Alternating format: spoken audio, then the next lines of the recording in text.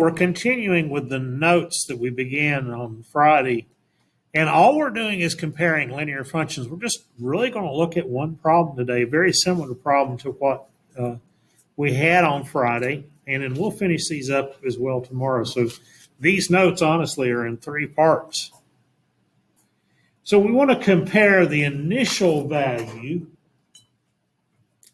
and the range, okay? So we're being asked to compare the initial value and the range of two different functions. One of the function is f of x, the other function is g of x.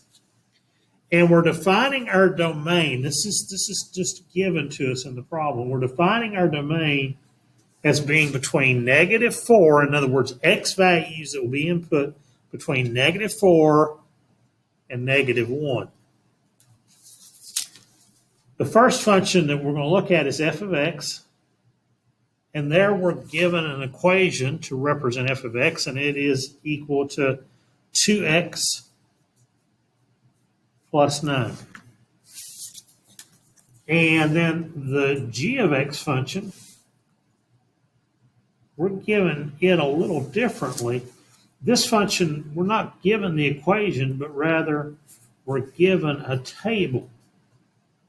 Remember, as our standard stated, and we talked about that on Friday, we will be able to compare functions that are presented to us in different ways. So we've got a function that's represented here as an equation, and we've got a function represented here as a table. Now, the table's already filled out for us. So that makes life kind of easy, really. And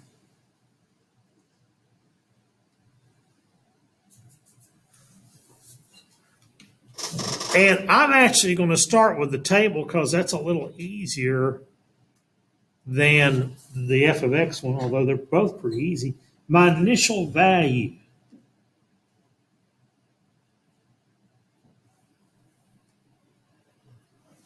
is the very first value. Now remember, my domain is between -4 and -1. -4 is the smallest domain value. Negative numbers, as we know, they work kind of backwards. So my initial value is that when I input a -4, the value of g at -4 then is positive 10.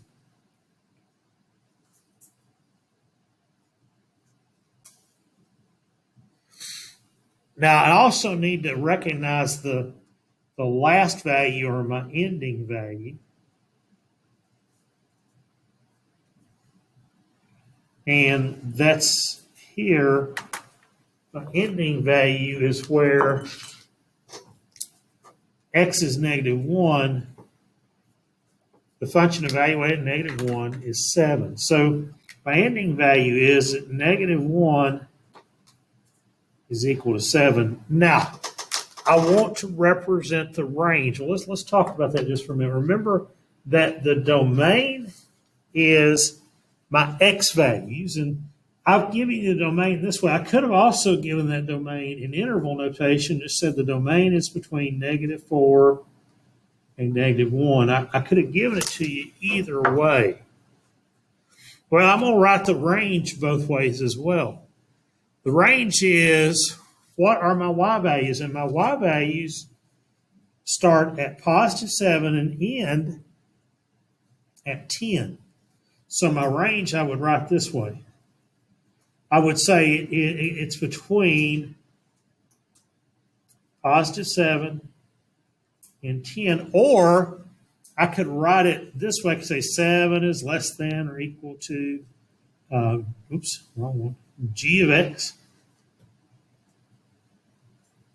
which is less than or equal to 10. I chose to use g of x because my range is my y values.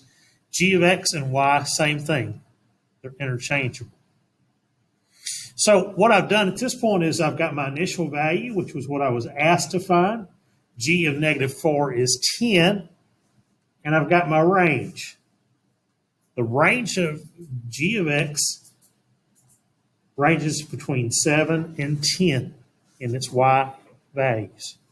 Now, let's go over and look at f of x. The first thing we want to do is, well, we've got to evaluate the initial value. We don't really know what the initial value is because it wasn't presented to us in a table. So instead, we're going to substitute a -4 for x. That's the starting value of my domain. And so I just evaluate it at x equals -4. So if I do that, 2 times -4 is -8 plus 9. -8 plus 9 is 1. So my initial value is this. At f of -4, the value is 1. So my initial y value is 1. And then my ending value, in order to find the range, I've got to say, well, where does y end up at? And so my ending value is here. I have to put in f of -1 to find that.